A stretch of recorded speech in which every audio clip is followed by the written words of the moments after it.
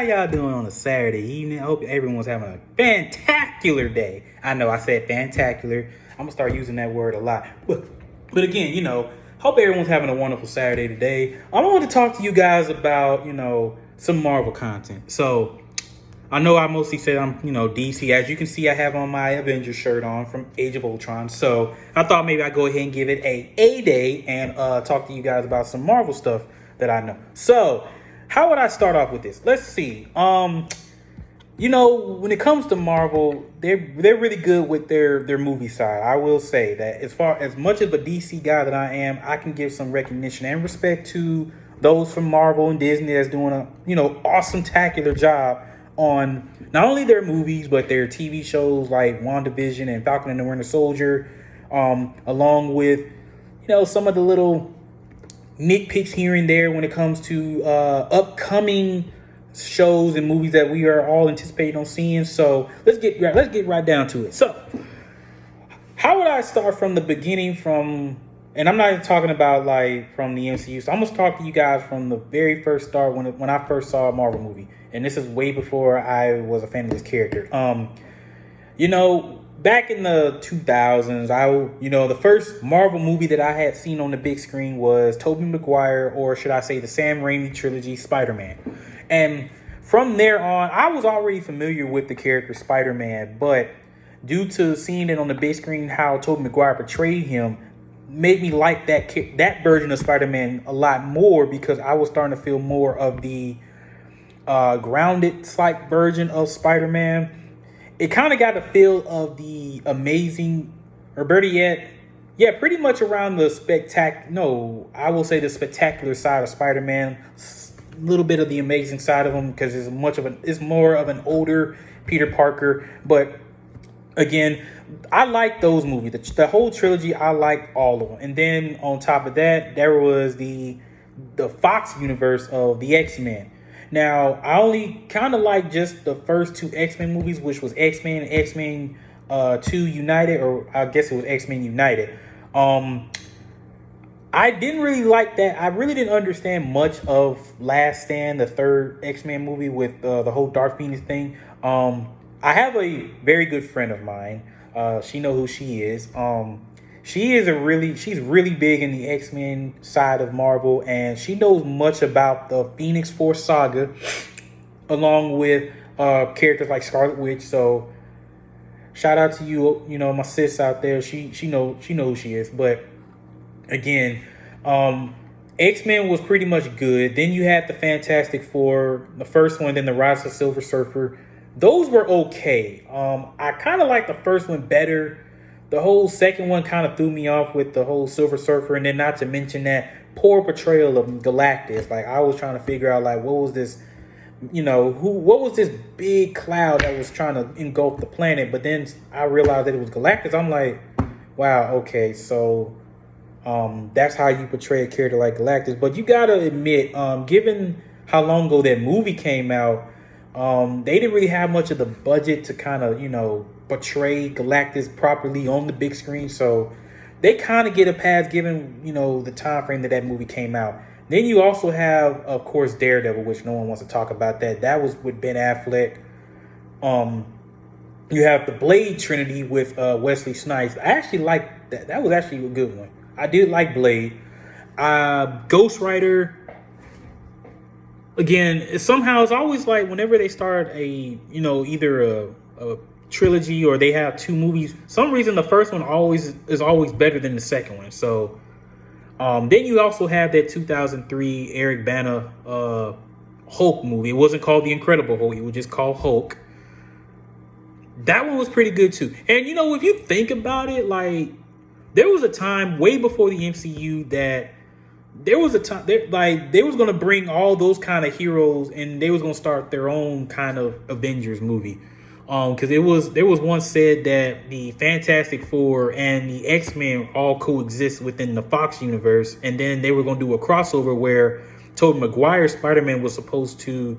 No, I got that backwards. It was actually supposed to be Hugh Jackman portrayal of Wolverine showing up in Tobey Maguire's Spider-Man trilogy. But, of course, that didn't happen, which it would have been very exciting to see that kind of crossover. And before the MCU, Marvel wasn't really getting that much recognition. You had the animated series like Spider-Man, the Fantastic Four, X-Men, the Incredible Hulk, Iron Man. Like you had all those animated shows, which to me were really good.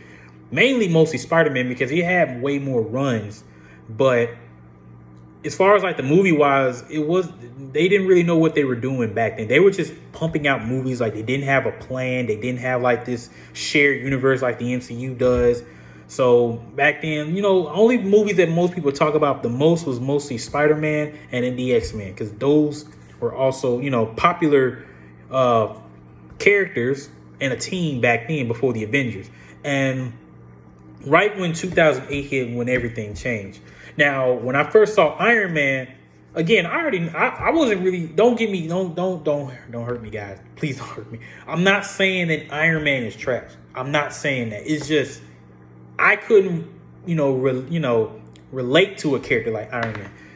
And even after Robert Downey Jr.'s portrayal, yeah, I got a little bit of respect because I'm not going to just say that I hate, I'm not an Iron Man fan whatsoever. Like, I think Robert Downey Jr. did an awesome, tacular job with the character. It's just, overall, I'm one of those kind of guys where when it comes to this particular topic, I mostly mash everything together. I don't just base, like, my favorite thing about something based on one, topic of it. Like, for Marvel, like, for me to, like, I would say with the Incredible Hulk and Spider-Man, those are my two favorite Marvel characters. So I like the Hulk games, I like the comics, I like the TV show, and then I like the movies. All of them together makes me like the Hulk a lot. Same goes for Spider-Man. For Iron Man, I liked Iron Man in the MCU.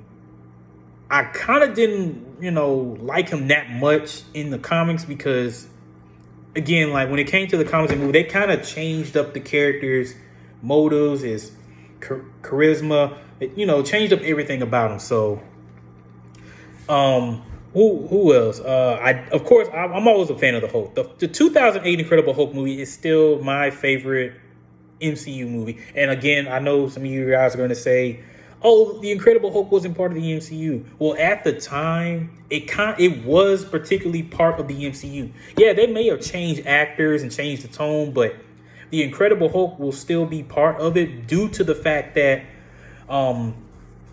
that Robert Downey Jr. had a cameo at the end of the Incredible Hulk, which showed that it was actually going to have a shared universe together. They were going to form the Avengers. So that's, to me, that's my favorite MCU movie. But, but from the start, from the MCU up until where we are right now, Marvel has done a successful job with Marvel. Like, they've had a lot, and I mean a lot of good criticism about them. And to me, I'm usually, whenever I go out in public, whether I'm going with some friends or just hanging out by myself, I usually, bump into a couple of people who happen to be MCU fans. And most of the time, I kind of just guess that they are. Other times, it's mostly, it's most of the time I usually just see like whatever kind of attire they had. Like I remember one day I was not at Topgolf. I was at the mall. That's what it was. I was at the mall one day and I happened to stumble across a woman who had on a Marvel t-shirt on. So in my mind, I'm like, I'm gonna walk up to her and I was like, "Hey, so are you a Marvel fan?" She said, yeah, she was. So I was like, okay, what do you know about Marvel? I kind of just jumped down and was like, "What do you know about Marvel?" She said, "Well, I like, characters like Iron Man, Captain America." And then my mind clicked. I was like, oh, so you're mostly an MCU Marvel, not comic Marvel. Which, again, there is nothing wrong with that. I come across a lot of people who are MCU Marvel. And what is MCU Marvel? MCU Marvel are folks who either never read the comics, but they know so much about the character based on what they saw in the movies, or they only have a little bit of knowledge of the character, but they take what they know from the comic and then they try to apply it with the movies and think, okay, so I guess in my mind that's kind of what happened in the comics. So again, I'm not saying that I don't like MCU Marvel. I come across that every day. That's just like with DC. I come across folks who don't really know much about DC whatsoever, but they know a lot due to all the movies that DC was pumping out throughout the years. So, and there's nothing wrong with that. Like, I totally understand that. I find it kind of hilarious that it's funny how like movies like this, I can tell that there are like people who would never watch superhero movies whatsoever. Like if it wasn't for the MCU right now, most of the people that I have came across wouldn't even be like, who is Iron Man or who is Captain America, who's Thor, who's Doctor Strange, etc., etc. They'll say stuff like that if it wasn't for the MCU. So after now with the whole Infinity Saga, a lot of us have been wanting, new Marvel content. I know after last year we didn't really get the movies that we were supposed to be getting. Now this year we're getting Black Widow finally, because that movie's been delayed so many times. You're also, and I'm gonna say this. I saw the trailer for Shang-Chi and I'm very impressed. Like, again, I did not know much about Shang-Chi. I knew of him. I just haven't really read a comic of Shang-Chi because I didn't really find, a comic of Shang-Chi when I, used to go to the comic book store. I didn't really see a comic book about Shang-Chi. I knew who he was. I just never found a comic book of him. But again, when I saw the trailer, I'm just like, I'm kind of getting a little bit of Iron Fist vibes. But again, it's very nice that Marvel's touching on like other cultural type superheroes. Like, of course, Shang-Chi. And not only that, we're also going to get a proper introduction of the Mandarin, because Iron Man 3's portrayal of the Mandarin, if they actually had the actual Mandarin in the third Iron Man movie, that probably would have been blew my mind, of course. But it would have been one of the third movies that would have been the best next to Captain America: Civil War and Thor: Ragnarok. Those movies would have, that would have changed everything. But due to that, they did not do it that way.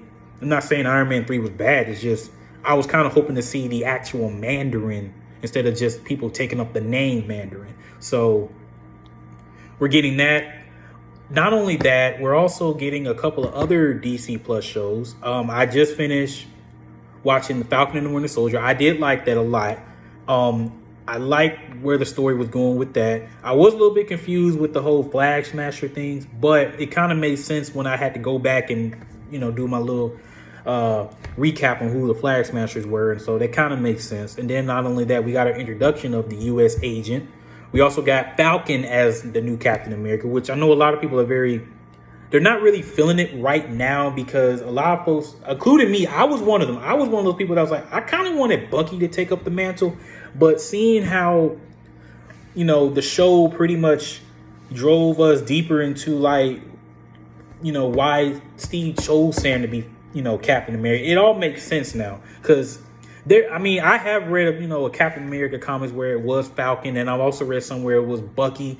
So the reason why I said Bucky was because for me, I felt like Bucky could have used it as a redemption to, make up for all the wrongdoings that he did as the Winter Soldier. So, and then Falcon, he could have. Now, what could have been nice was that it wouldn't hurt to have two Captain Americas. Like you have one as Bucky, and then one as Sam. One leading a certain type of superheroes, while you have the other doing, the same somewhere else, or just taking up the moniker. But again, the show was fantastic. WandaVision was the same. Seeing their kids, Wiccan and Speed, is nice. That I feel like they are going to start doing like a Young Avengers type thing, because we got Wiccan and Speed as also part of the team. We're also getting Kate Bishop's Hawkeye, which with the Hawkeye Disney Plus series as well. We also getting Riri Williams. For those who don't know, Riri Williams actually is going to be taking up like the role for Iron Man, except she's going to be like Iron Heart, pretty much. And what I'm very excited to see is that, a lot of people were expecting characters like the kid from Iron Man 3 to take up the mantle of Iron Man, or Tony Stark's daughter taking up the mantle as well, which either or would have been fine. But to see that they're introducing Riri Williams it's a first, because Marvel has a way of taking risks. Like they're pretty much putting out characters that a lot of people aren't really familiar with and putting them out on the big screen. Like A lot of people may not know who Moon Knight is. I know who Moon Knight is. And again, Moon Knight is actually another one of my favorite Marvel characters. I like Moon Knight. I was hoping we could see Sentry in the MCU. And for those who don't know, Sentry is pretty much Superman, except he just has long blonde hair. I don't know what else you want me to say. I don't want to go too in depth with the character. I may do that in another video. Who Hyperion? Sorry, not Hyperion. Sentry. Hyperion is also another Superman-like character that's also with Marvel, but he's like an evil version of Superman. So, again, I will talk about those characters in a later video. But again, Marvel does have a way of taking risks on putting out characters that aren't really mainstream. Like, they're pretty much taking like a lot of C and D list heroes and making them into like A-list heroes, like what they did with Ant-Man. Ant-Man to me is still maybe a B- to a C+ type hero. If it was Hank Pym on the other hand, then it would have been a B+, A-. But since it was Scott Lang, it was kind of like a B+, C, B-, C+. Anywho, but hey, Ant-Man got his own movie. Ant-Man about to get a trilogy, so that says something right there. You're also getting the She-Hulk Disney Plus show. You're also getting the What If, which I know a lot of people are very anticipating on seeing the What If and seeing how that one would, work with that. Not only that, you also have, what's another Disney Plus show that there's? Oh, Loki. Everyone's favorite villain, Loki, is actually having his own show. It's not the same Loki that was from Infinity War, so don't get that confused. It's a different type of Loki, and from what we're supposed to be knowing, that this Loki is supposed to be touching base on all the different type of multiversal Lokis within the time stream, which that may confuse casual viewers or new viewers, but we'll touch base on that when Disney Plus show come out. But let's also talk about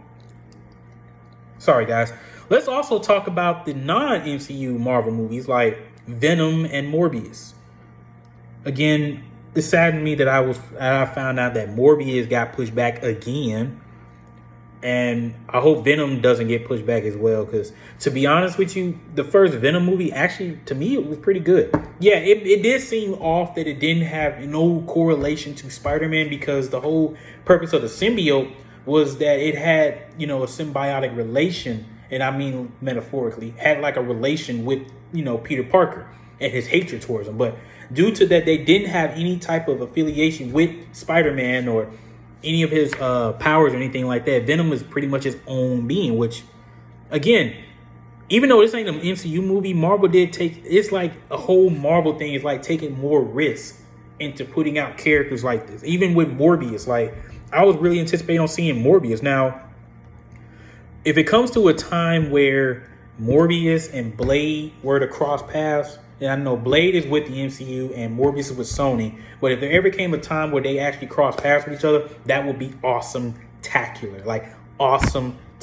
a vampire movie whatsoever. I would enjoy seeing that. I don't even know if Sony's still doing that Black Cat solo movie. I don't even know. Look, we get it. Movies like Captain Marvel. Well, let me take that back. Wonder Woman, because for some reason a lot of people didn't like Captain Marvel. I tried to, but it just didn't relate to me in some way. So I don't know. Maybe it's just me. I don't know. But again, that movie just didn't like. But yeah. I know I'm talking a lot, movies that has nothing to do with the MCU, but it's just the thought that I'm talking about Marvel as a whole. I remember I had a conversation with a guy the other day, and it kind of saddened me a little bit. I don't know if he was serious, because the way he was talking to me, like he was legitimately serious about what he was saying. So I was on CBR. CBR is a YouTube channel that also talk about comic book related stuff. So I was on there one day, and they were talking about all the smartest characters in Marvel.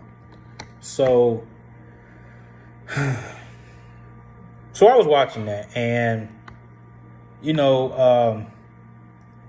Marvel has a lot of very smart characters, but what this person thought was, he was thinking that the smartest characters in the Marvel Cinematic Universe.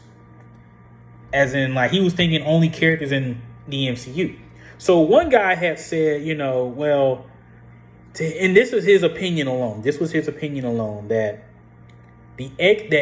Professor Xavier. Now, they had actually put Professor Xavier as one of the top 20 Marvel characters that is actually smart in the Marvel universe, not cinematic, just Marvel universe. So the guy had said that Professor Xavier is actually pretty intelligent.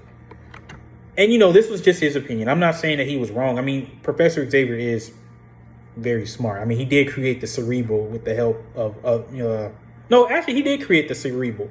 It was Hank McCoy that kind of just tweaked it, upgraded a bit to enhance his powers. But yeah, Professor Xavier did, come up with the Cerebral. So this other guy had said, well, technically, X-Men is not in the Marvel Universe.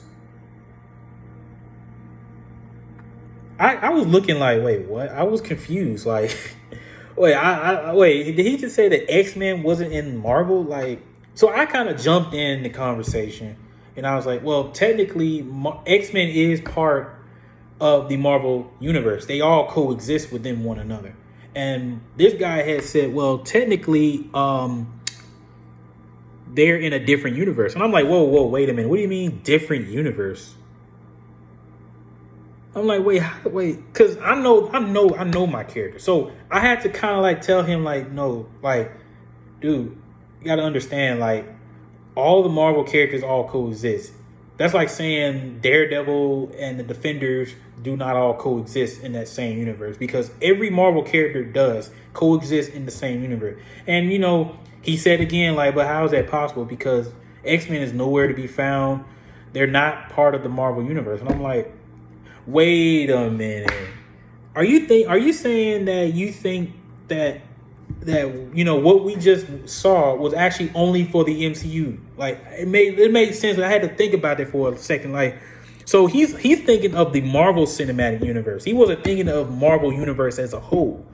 Because I was like, I didn't like the way he was telling me. Like, he was like legit serious about it. He was literally serious telling me that X-Men wasn't part of the Marvel Universe. And like, I had to pull him to the side and correctly tell him. Could you try again? I had to correctly tell him that, X-Men. Who do you want to send it to?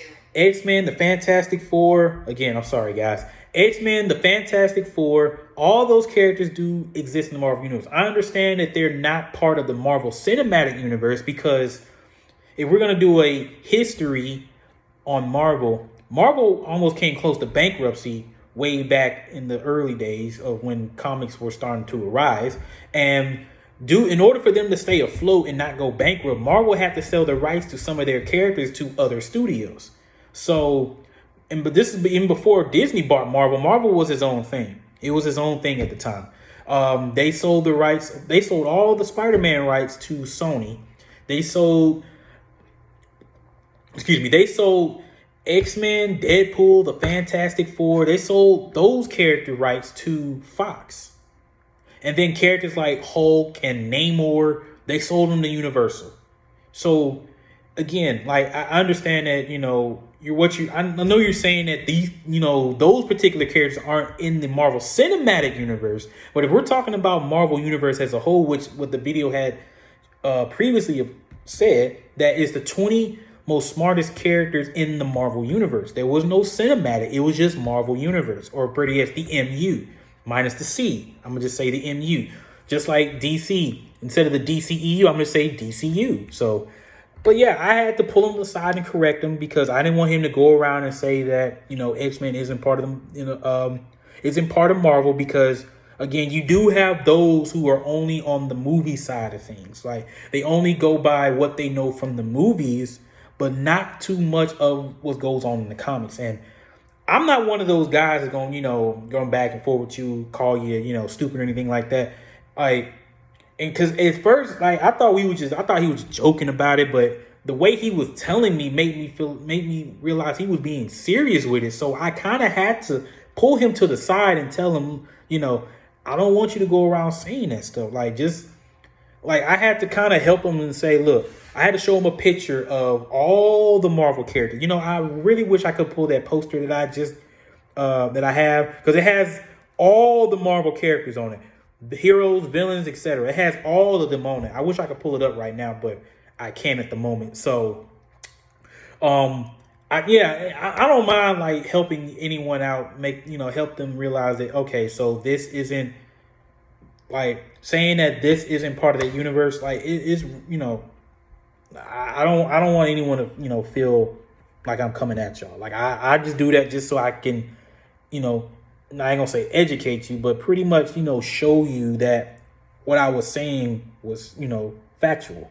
So, and I guess he kind of felt like I was coming at him, which again I wasn't. I wasn't coming at him. I was just trying to show help him, because there are people that actually go by what they know from the movies, and because they never picked up a comic book, they think that whatever happened in the movies is the same thing that happened in the comic book. So, just like with the Netflix Marvel heroes, Daredevil, Luke Cage, Jessica Jones, Iron Fist, The Punisher, like, yeah, it has the Marvel logo on it, but because they're not part of the cinematic universe, Marvel Cinematic Universe, they think they're not particularly Marvel characters. So, I don't do that. For me as a comic guy, I like both genres. I like DC and Marvel. And also I want to talk about them other comic book comic book heroes, and of course the TV shows as well, that I didn't even know, like Invincible and The Boys. I knew about Spawn. I knew about it way before I even watched that animated series of Spawn. But like the stuff like that, like before I start, giving my opinion on it or say that this isn't that, I at least go, do research on it. Go read a comic, learn more about who these characters are, what the universe is about, what's the plot what's the plot telling me, what makes this character relatable. I do the research, because I don't want to just be one-sided and say that, oh yeah, so Hulk is technically not a hero. Or better yet, they want to say like people want to underestimate Doctor. No, actually, I got a better idea. People want to underestimate Doctor Doom. Now, yeah, Doctor Doom is mostly a Fantastic Four villain, but he's also a Avengers level villain. He's actually one of the top 10. He's actually one of the top villains that you don't want to mess with. So, especially when it came to Emperor Doom. Oh my gosh, Emperor Doom. Whew. Whew.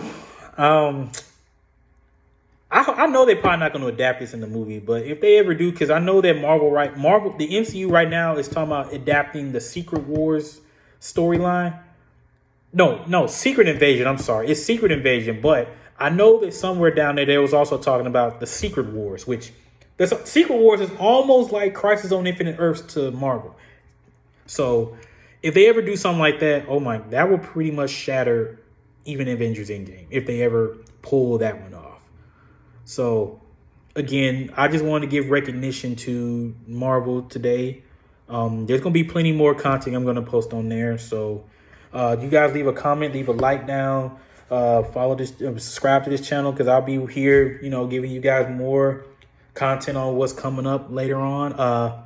Also, I'm hungry. Like, you guys have no idea. Like, I am so hungry. I am very exhausted. I had to go to the gym. I went to the gym, and my whole body is just, I'm exhausted right now.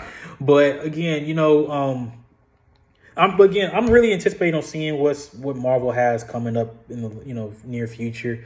As far as video games, I still have not played the Spider-Man Miles Morales yet, because right now I'm waiting on getting the PS5 to play that, because I want to experience that game on the next gen console.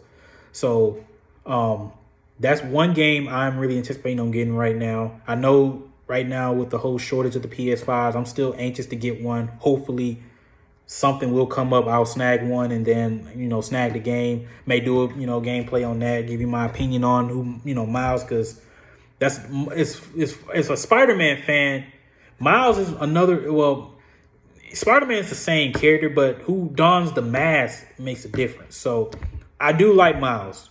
I like the character a lot. He brings a different type of energy to the moniker of Spider-Man. So We'll have, and who knows, they'll maybe introduce him into the MCU, given how popular he is with the whole Into the Spider Verse. Because if they do that, then we really will get a legit Disney Plus. I mean, not Disney Plus, a legitimate Young Avengers roster. And I also forgot to mention, we also have characters like Miss Marvel that's also making a That's also not making a comeback. She's also appearing on Disney Plus as well. So I can see that Marvel's actually trying to bring in the Young Avengers, and not to mention we made them getting the West Coast Avengers, and after the Falcon and the Winter Soldier, we may end up getting the Dark Avengers. So there's a lot of Avengers. We got the Dark Avengers, we got the Young Avengers, we got the West Coast Avengers, we got the New Avengers, and we got the Mighty Avengers. Yes, there's a lot of names of the Avengers. So where the MCU will go with that, who knows? But as us fans, all we can do is theorize and speculate. So until then, you guys, hope everyone enjoys the rest of y'all Saturday. And again, leave a like, leave a comment, subscribe. You can't Wayne Entertainment, y'all, because I'm here and I'm gonna be with y'all, giving y'all all that I know, sharing you guys what my thoughts and opinions on things and the matter, and sharing you guys my gameplay of all Marvel and DC games. So get back with you. Hi.